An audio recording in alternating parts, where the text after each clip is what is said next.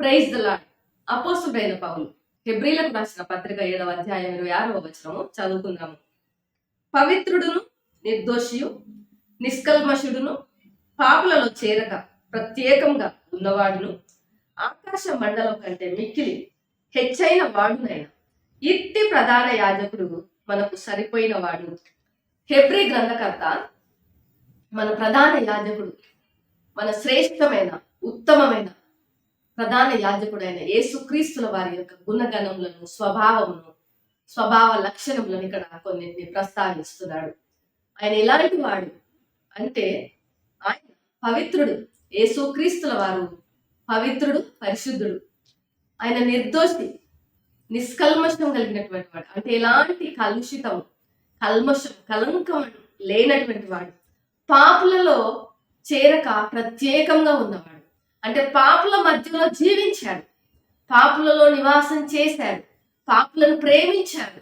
కానీ వారి యొక్క పాపంలో ఆయన ఎలాంటి పాల్పంపులు పొందకుండా తన్ను తాను ప్రత్యేకంగా ప్రత్యేకించుకున్న వాడిగా మనం ఆయనను చూడగలము.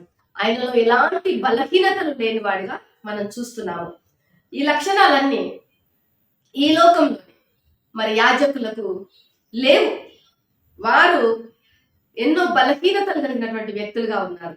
కానీ యేసు ప్రభువుల వారందరికంటే అధికుడుగా, అత్యున్నతుడుగా, ఔన్నత్యం కలిగినటువంటి వాడిగా ఉన్నాడు. అందుకే మనము ఆయన విశ్వాసంగా ఎప్పుడు కూడా ఆయన ఔన్నత్యమును, ఆయన ఆధిక్యతను మనము కొనియాడాలి, పొగడాలి, ఆయనను స్తుతించాలి. ఇది చాలా మందికి నచ్చకపోవచ్చు. ఇదొక భక్తి ప్రపత్తిగా చాలా మంది అనుకుంటారు. కానీ ఆయన పిల్లలుగా ఆయన గురించి మనకు తెలుసు కాబట్టి, ఆయన రక్తం చేత మనం కడగబడిన వారం కాబట్టి, ఆయన యొక్క ఔన్నత్యమును మనం ఎప్పుడు కూడా కొనియాడే వారంగా, కీర్తించే వారంగా మనం ఉండాలి. ఇంకా యేసుక్రీస్తుల వారు ఆకాశ మండలం కంటే మిక్కిలి హెచ్చైన వాడుగా ఉన్నాడు. ఈ యొక్క మాటలు రెండు వాస్తవాలు యేసుక్రీస్తుల వారి యొక్క పరిపూర్ణతను రుజువు చేస్తున్నది. ఒకటి, పరలోకంలో ఆయన ఔన్నత్యం కలిగిన వాడుగా ఉన్నాడు. రెండవది, ఆయన బలులు అర్పించవలసిన అవసరం లేని వాడుగా ఉన్నాడు. ఎందుకంటే వాస్తవానికి ఈ లోకంలోని ప్రధాన యాజకులు వారు బలహీనమైన మనుషులు. ధర్మశాస్త్రం కింద వాళ్ళు మోసే ధర్మశాస్త్ర ప్రకారం ఏర్పరచబడిన వారుగా ఉన్నప్పటికీ వారి యొక్క బలహీనతలు వాళ్ళకి ఉన్నాయి.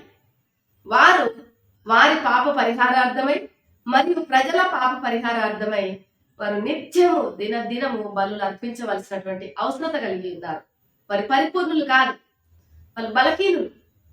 కానీ యేసుక్రీస్తుల వారు ప్రధాన యాజకుడుగా ఆయన యాజకత్వం చేశాడు, బలిగా ఆయన తన్ను తాను అర్పించబడినాడు. అంటే ఇక్కడ ఆయన పరిపూర్ణమైనటువంటి రెండు పాత్రలను విజయవంతంగా ఆయన పోషించిన వాడుగా ఉన్నాడు.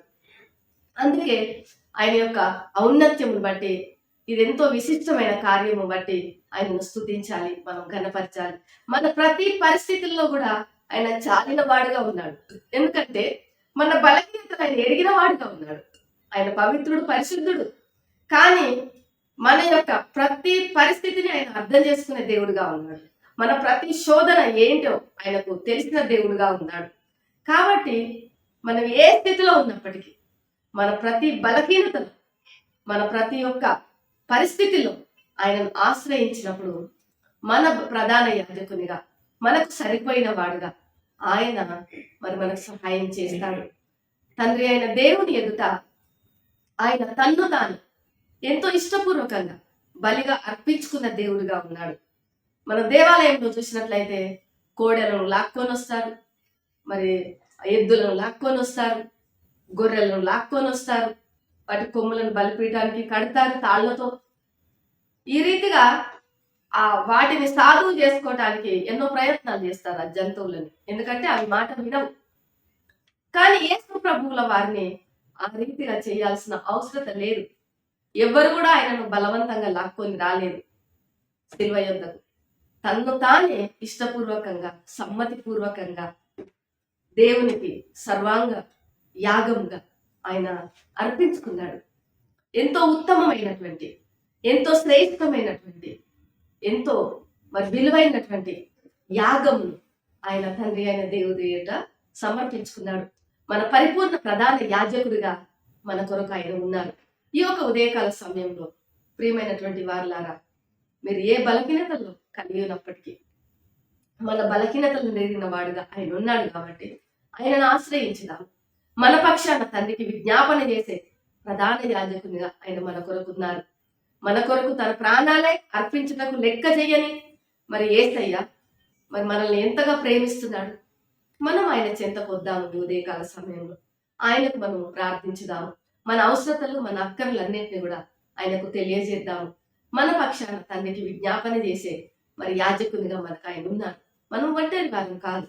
మనం నిరాశ నిస్పృహలకు మరి మనము కృంగిపోవలసినటువంటి పరిస్థితి లేదు. ఎందుకంటే మన దేవుడు మనకు తోడుగా ఉన్నాడు. యేసు ప్రభువుల వారి పరిపూర్ణుడు, ప్రధాన యాజకుడు. మనం అందరం తలలు వంచి ఆయనకు మనం సమర్పించుకుందాం. ప్రేమ నమ్మకం కలిగిన పరలోకపు తండ్రి, పరిశుద్ధుడా నీకు వందనాలు చెల్లిస్తున్నాము. ఈ యొక్క ఉదయకాల సమయంలో ప్రభువా, నీవు పరిశుద్ధుడవు, నీతిమంతుడవు, నిర్దోషివి, కలంకం లేని గొప్ప ప్రధాన యాజకునిగా మా కొరకు మీరున్నందుకు నీకు వందనాలు. మా బలహీనతలను ఎరిగినటువంటి వాడుగా, అయ్యా మా ప్రతి పరిస్థితికి చాలిపోయిన దేవునిగా మీరు మా పక్షాన ఉండి తండ్రికి విజ్ఞాపన చేసే యాజకునిగా మీరున్నందుకు మీకు వందనాలు, స్తోత్రాలు, స్తుతులు చెల్లించి ఈ దినమంతా కూడా మమ్మల్ని నడిపించమని యేసు నామములో ప్రార్థిస్తున్నాను తండ్రి. ఆమేన్. దేవుడు మిమ్మల్ని దీవించుగాక.